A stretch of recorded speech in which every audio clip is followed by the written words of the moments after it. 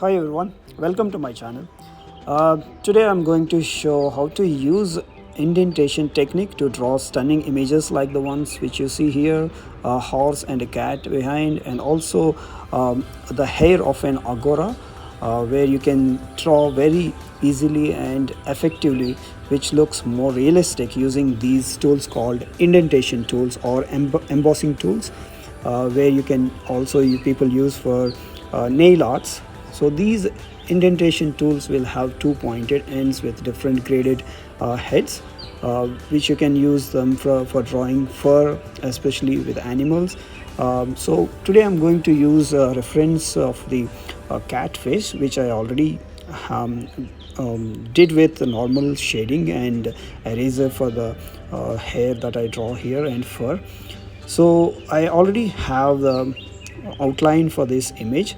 So on this outline, let's see how I will use the indentation technique to get the fur and whisks of the cat on the face and on its mouth. So I'm going to use one of these tools, maybe the smallest head and the second grade head, which has the pointed ends. That will help me to draw both the fur and also the whisks on the mouth of the cat. So these tools are very helpful to draw the fur very effectively. So let's see how I'm going to draw this.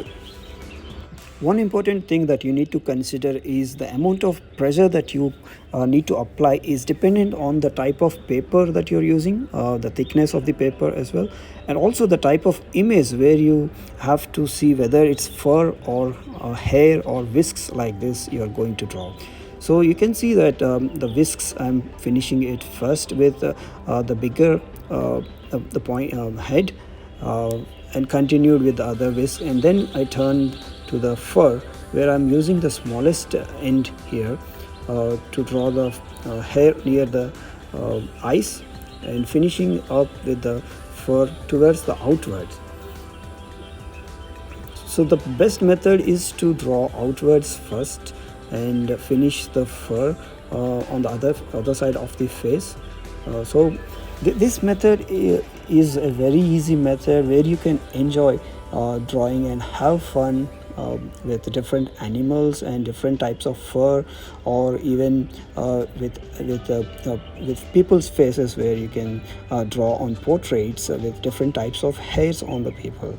So once you excel this technique, you can experiment in various ways by using different levels of pressure on different types of paper, and you can finish the indentation part first, and then you can carry on with the shading part, where you can easily see the difference of the indentation or the uses of the eraser for having that realistic hair effects on your drawings.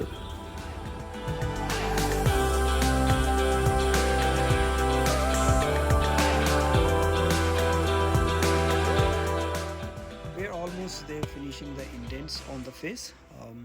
One more important thing that I need you to consider is the direction of fur is what need to be looked into while using the indentation method for fur, because it depends on the part of the animal, or especially on the face of any animal. The fur will be in different directions, so it is important to put the indents in that direction to have that realistic effect on the final image that you draw.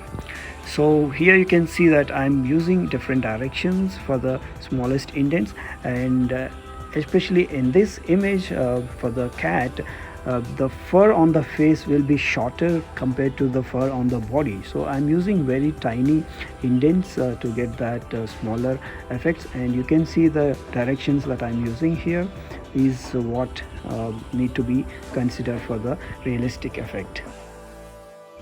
I think I'm happy with the indents that I got on the outline of the cat here. So we covered the whisks on the mouth and the hair near the eyes and the fur on other parts of the face of the cat, where you can feel that. And once you're satisfied, then you can continue with the shading part with the selected pencils that you have. Now for this drawing I have selected four different graded pencils, that is HB, 2B, 6B and 8B, and also a white gel pen for the white dots on the eye of the cat. So let's start with a lower graded pencil to shade.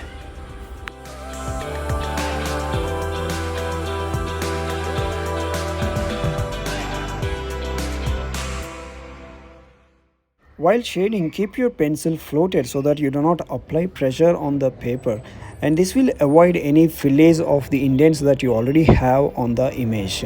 The easy trick to avoid that is always shade in a perpendicular direction of your indents so that you do not fill them completely.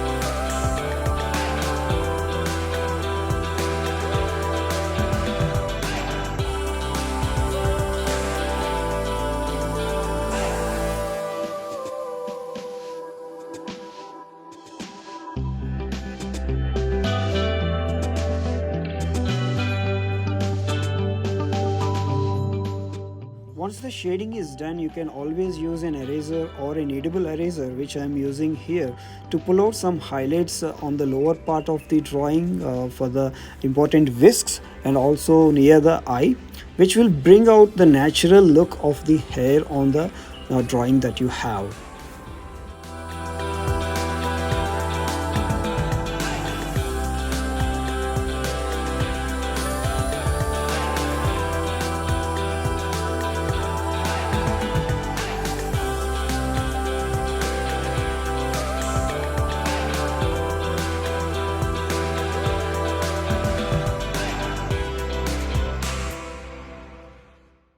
Thank you for watching. I hope you enjoyed this video on indentation method, and I wish you take home something from this to include in your next drawings to get some stunning pictures. For more content like this, please subscribe my channel and support and share the videos among your contacts.